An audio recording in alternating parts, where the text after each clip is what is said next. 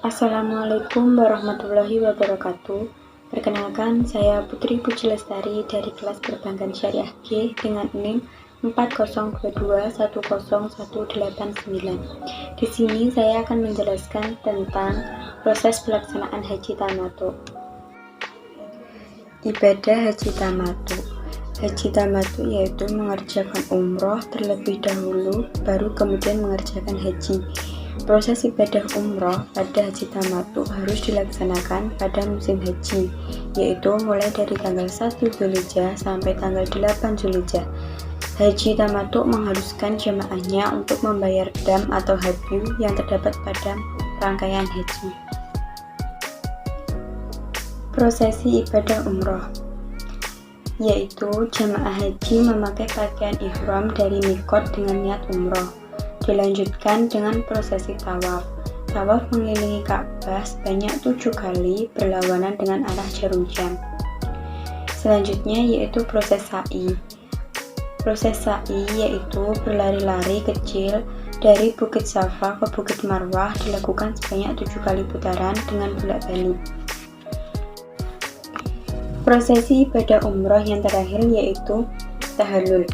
Tahallul artinya menghalalkan atau memperbolehkan segala hal yang dilarang selama melakukan ibadah umroh atau haji. Tahallul disimbolkan dengan mencukur paling sedikit 3 helai rambut. Setelah selesai, jemaah sudah bisa melepaskan kain ihram serta melakukan kegiatan seperti biasanya. Sambil menunggu pelaksanaan haji, sebaiknya jemaah melakukan ibadah-ibadah sunnah di tanah suci seperti membaca Al-Quran, sholat wajib, sholat sunnah, berzikir, dan berdoa. Selanjutnya yaitu prosesi pelaksanaan ibadah haji. Ihram. Ihram adalah niat memulai manasik ibadah haji atau umroh. Pada tanggal 8 Dzulhijjah, jemaah haji yang melaksanakan haji tamattu mempersiapkan pelaksanaan hajinya dengan mengambil mikot dari pemondokan Mekah. Beberapa persiapan sebelum ihram. Yang pertama yaitu mandi dan membersihkan diri. 2. Menggunakan wewangian disunahkan dan diperbolehkan pada anggota badan, bukan pada pakaian ihram. 3. Mencukur kumis atau jenggot, merapikan rambut, mencabut bulu ketiak, dan bulu kemaluan.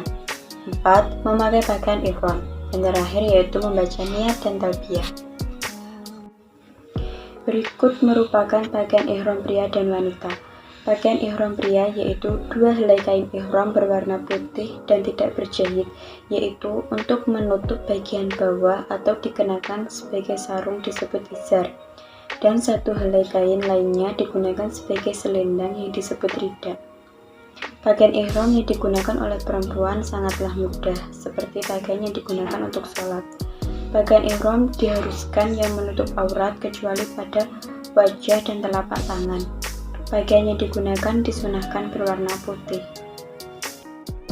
Hal-hal yang dilarang selama ihram: memotong kuku dan bulu badan, berburu binatang darat, menikah, menikahi dan meminang, berjumbu atau berjima, memakai wewangian di pakaian atau badan. Pria memakai baju celana, kaos kaki, sarung tangan, dan menutup kepala. Yang perempuan tidak mengenakan cadar dan sarung tangan.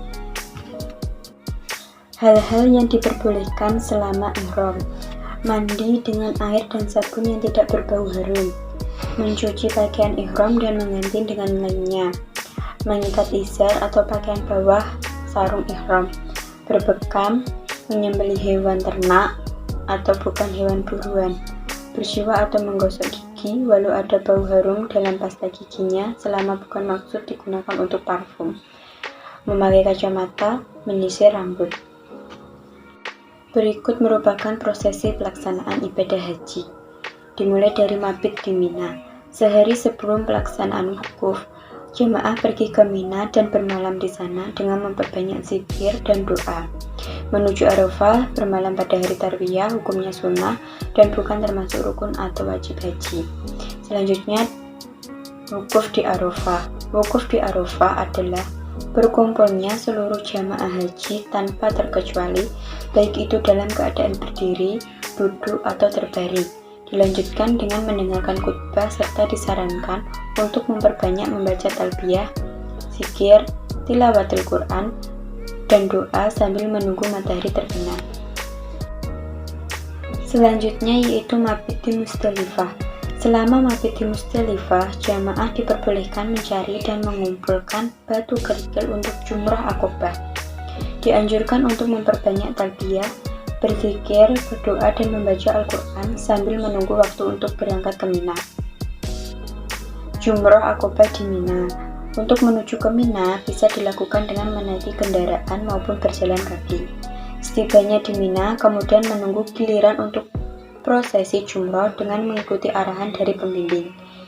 Melempar kerikil saat jumrah sebanyak 7 kali dan setiap lontaran mengucapkan Allahu Akbar. Setelah melempar jumrah Aqobah, berhenti, kemudian membaca talbiyah. Selanjutnya yaitu tahallul awal.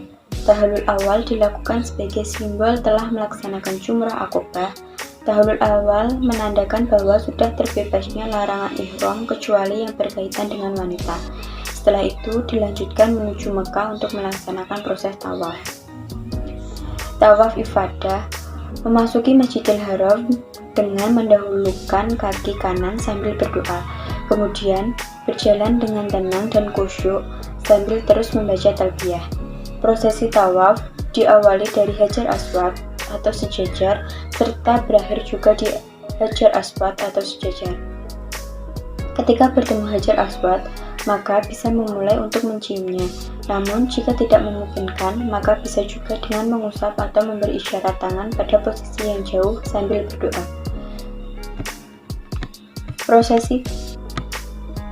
Prosesi tawaf dilakukan sebanyak 7 kali putaran dengan posisi Ka'bah di sebelah kiri.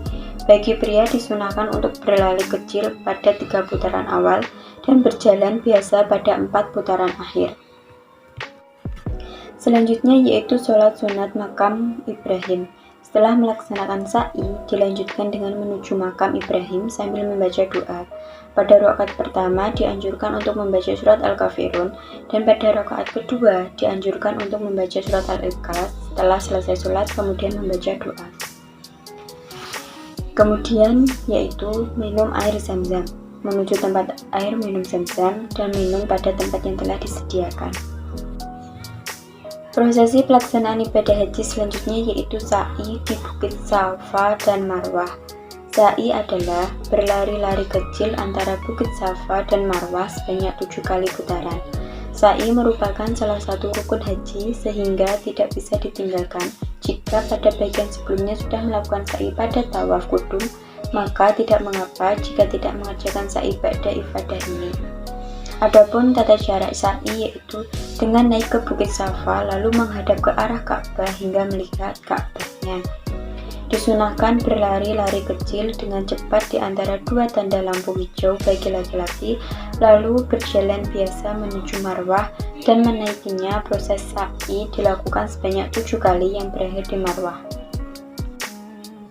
Proses selanjutnya yaitu tahallul tsani atau akbar. Dengan selesai tawaf, ifadah, dan sa'i berarti telah bertahan secara sempurna atau tahallul tsani dan dibolehkan melaksanakan segala larangan ihram.